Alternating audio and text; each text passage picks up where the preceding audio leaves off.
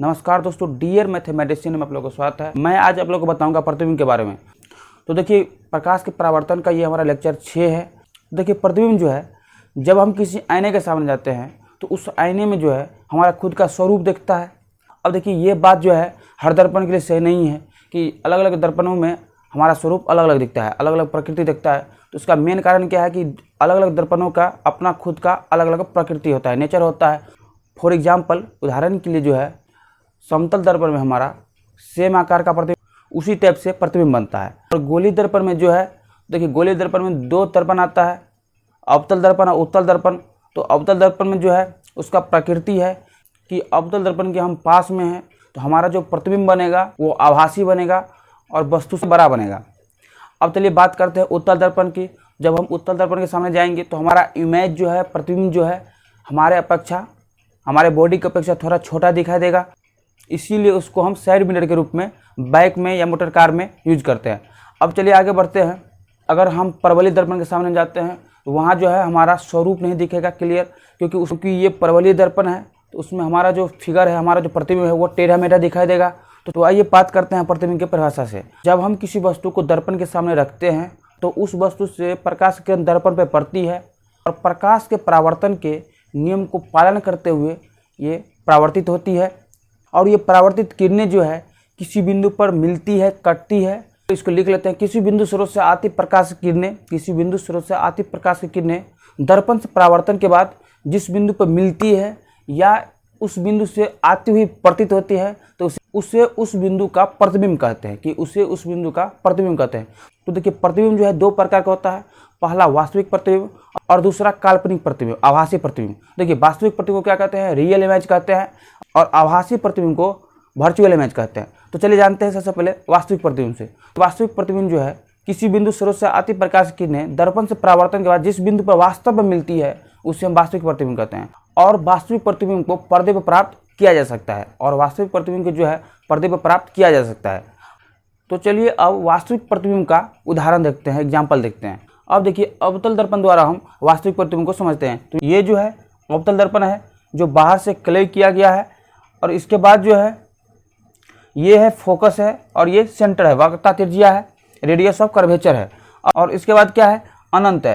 अब यहाँ देखिए, ये ए बी जो है एक वस्तु है जो अनंत और वक्रता त्रिज्या के बीच में रखा हुआ है। देखिए कि इस वस्तु को अगर हम अनंत और वक्रता त्रिज्या के बीच में रखते हैं तब इसका इमेज जो है रियल बनता है, वास्तविक बनता है। यहाँ देखिए, ये जो वस्तु है उससे एक किरण निकल रहा है जो मुख्य अक्ष के समांतर है। इसे हम प्रिंसिपल एक्सिस कहते हैं, जो दर्पण से टकराकर फोकस से होकर जाती है। अब देखिए, दूसरा किरण जो है फोकस से होकर जाती है और मुख्य अक्ष के समांतर निकल जाती है। यहाँ देखिए, ये दोनों किरण जो है इस पॉइंट पर कट कर रहा है, तो यहाँ पर कट कर रहा है, जहाँ पर मिलता है वही हमारा क्या है? इमेज है। जहाँ पर किरणें मिलती है यही हमारा क्या होता है? वास्तविक प्रतिबिंब होता है। तो ये जो है हमारा वास्तविक प्रतिबिंब है। चलिए जानते हैं काल्पनिक प्रतिबिंब के बारे में, आभासी प्रतिबिंब के बारे में, वर्चुअल इमेज के बारे में। तो अब देखिए, आभासी प्रतिबिंब में किसी बिंदु स्रोत से आती प्रकाश की किरणें दर्पण से परावर्तन के बाद जिस बिंदु से आती हुई प्रतीत होते हैं उसे उस बिंदु स्रोत का आभासी प्रतिबिंब कहते हैं, काल्पनिक प्रतिबिंब कहते हैं, या वर्चुअल इमेज कहते हैं। देखिए, वर्चुअल इमेज को काल्पनिक प्रतिबिंब को पर्दे पर प्राप्त नहीं किया जा सकता है, और इसमें जो है हमेशा वस्तु की अपेक्षा सीधा प्रतिबिंब बनता है। देखिए, काल्पनिक प्रतिबिंब को हमेशा टूटी या कटी हुई लाइनों से, रेखाओं से दर्शाया जाता है। चलिए अब उदाहरण से काल्पनिक प्रतिबिंब को जानते हैं। तो यहाँ देखिए कि ये जो है अवतल दर्पण है, वस्तु ए बी जो है दर्पण के निकट में है, और उससे जो किरण निकला है एक जो वक्रता केंद्र की दिशा में निकल गया है, और जो है फोकस से निकला हुआ है, और दोनों रेखा कभी मिलता ही नहीं है। अब यहाँ देखिए, एक किरण जो है वक्रता केंद्र की दिशा में जो अपने ही पथ पे वापस लौट गया है, और दूसरा किरण जो है मुख्य अक्ष के समांतर है, प्रिंसिपल एक्सिस के समांतर है, जो मैं आप लोगों को आगे बताऊंगा कि क्या होता है। प्रिंसिपल एक्सिस परावर्तन के बाद फोकस से गुजरती है। अब दोनों किरण जो है आपस में कभी नहीं मिलती है, किरणें जो है आपस में नहीं मिलती है, नहीं कटती है, तो ये किरणें जो है आभासी प्रतिबिंब बनाएगी। तो ये जो है हमारा जो है आभासी प्रतिबिंब, हमें आभास हो रहा है कि ये दर्पण की दुनिया से आती हुई प्रतीत होती है। अब यहाँ देखिए, काल्पनिक प्रतिबिंब को हम टूटी हुई रेखाओं से या कटी रेखाओं से हम डिनोट किए हैं। अब चलिए बात करते हैं कि अगर समतल दर्पण के सामने कोई वस्तु रखा है तो उसका प्रतिबिंब कैसे बनता है। अब यहाँ देखिए कि ओ जो है एक वस्तु है, बिंदु स्रोत है जो समतल दर्पण के सामने रखा हुआ है। ओ से दो किरण निकल रहा है, ओ एम और ओ ए, ओ एम और ओ ए। हमें देखिए OM जो है समतल दर्पण पर लंबवत है, तो हमने कोई किरण समतल दर्पण पर लंबवत आती है तो उसी पथ पर वापस लौट जाती है। तो यहाँ देखिए ये किरण जो है उसी पथ पर वापस लौट जाएगी। दूसरा किरण OA देखिए जो है आपतन कोण I से आपतित हो रहा है, AB किरण जो है परावर्तन कोण R से परावर्त हो रहा है। अब यहाँ देखिए ये दोनों किरण जो है परावर्तन के बाद एक दूसरे को कट नहीं कर रहा है। उस किरण का जो प्रतिबिंब होगा वो आभासी होगा, काल्पनिक होगा, क्योंकि समतल दर्पण पर दोनों किरणें आपस में नहीं कटती है, इसीलिए आभासी प्रतिबिंब बनता है। तो चलिए वस्तु का ऑब्जेक्ट का प्रतिबिंब बनाते हैं। अब यहाँ देखिए MI जो है OM का प्रतिबिंब है और AI जो है OA का प्रतिबिंब है। अब देखिए समतल दर्पण में दर्पण से वस्तु की दूरी और प्रतिबिंब की दूरी सेम होता है। तो चलिए प्रूफ करते हैं कि समतल दर्पण में वस्तु की दूरी प्रतिबिंब की दूरी के बराबर क्यों होता है। तो यहाँ देखिए कि प्रकाश के परावर्तन के नियम से कोण I बराबर कोण R, आपतन कोण बराबर परावर्तन कोण, तो हम I बराबर R बराबर हम थीटा मान लेते हैं। अब यहाँ देखिए ये कोण जो है इस कोण के बराबर होगा सम्मुख कोण से, तो इसको हम यहाँ पर R लिख देते हैं। जैसा कि हमने R बराबर थीटा माना है तो यहाँ पर हम इसको थीटा लिख लेते हैं। अब देखिए थीटा जो है इस कोण के बराबर होगा, क्यों? क्योंकि ये जो है दो समांतर रेखाओं के बीच में है, एकांतर कोण से ये कोण और ये कोण बराबर होगा, तो ये भी क्या होगा? थीटा होगा। दोनों रेखा भी क्या है? समांतर है, तो ये कोण आपतन कोण जो है इस कोण के बराबर होगा, तो ये भी जो क्या होगा? थीटा होगा। क्योंकि I का मान हम थीटा माने हैं तो यहाँ पर हम थीटा लिख दिए। अब यहाँ देखिए ये जो है 90 डिग्री है, जो है 90 डिग्री है, और ये भी क्या है? 90 डिग्री है, और ये क्या है? 90 माइनस थीटा, और ये भी क्या होगा? 90 minus theta, 90 degree minus theta. अब देखिए ये दोनों त्रिभुज क्या है? समरूप है, क्योंकि इन तीनों का संगत कोण बराबर है, कोरस्पोंडिंग एंगल बराबर है, जो का अनुपात भी समान होगा। तो चलिए चलते हैं समरूप त्रिभुज MOA तथा MIA। तो यहाँ देखिए समरूप त्रिभुज MOA तथा MIA।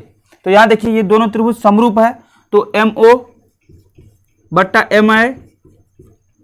अब यहाँ देखिए दोनों त्रिभुज समरूप है, तो MO बट्टा MI त्रिभुज का जो बेस है एक ही है, तो MA बट्टा MA और बराबर बट्टा A है। अब यहाँ देखिए ये दोनों जो है MA में कट जाएगा, तो MO बट्टा MI बराबर 1। अब यहाँ पर देखिए MO जो है MI के बराबर होगा, MO जो है MI के बराबर होगा, और MO जो है दर्पण से वस्तु की दूरी है, और MI जो है दर्पण से प्रतिबिंब की दूरी है। तो यहाँ पर हम लिख देते हैं कि वस्तु की दूरी जो है प्रतिबिंब के दूरी के बराबर होता है। अब यहाँ देखिए समतल दर्पण में वस्तु की दूरी MO बराबर प्रतिबिंब की दूरी MI हो गया, प्रूव्ड हो गया। तो देखिए समतल दर्पण में MI और MO से यही तात्पर्य है कि जितना आगे समतल दर्पण में वस्तु रहेगा उतना ही पीछे उसका प्रतिबिंब बनेगा। जानते हैं पार्श्व परिवर्तन के बारे में, लेटरल इन्वर्जन के बारे में। देखिए कि जब हम अपने ही प्रतिबिंब को किसी दर्पण में देखते हैं, लेकिन जब हम उसी प्रतिबिंब को गौर से देखते हैं कि अगर हम दायां हाथ हिलाते हैं तो प्रतिबिंब का बायां हाथ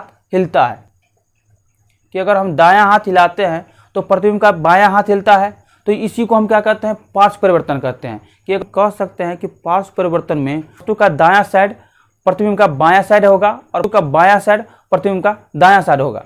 तो चलिए अब बात करते हैं समतल दर्पण द्वारा बने प्रतिबिंब की विशेषताएं के बारे में कि क्या क्या विशेषताएं हैं। अब देखिए समतल दर्पण में बने प्रतिबिंब की निम्नलिखित विशेषताएं हैं। तो एक में जो है प्रतिबिंब दर्पण से पीछे बनता है, और दूसरा प्रतिबिंब का आकार वस्तु के आकार के बराबर होता है। तीसरा देखिए प्रतिबिंब जो है वस्तु की अपेक्षा सीधा बनता है, और प्रतिबिंब जो है पार्श्विक रूप से उल्टा होता है, लेटरली इन्वर्जन होता है। समतल दर्पण जो है प्रतिबिंब आभासी बनता है।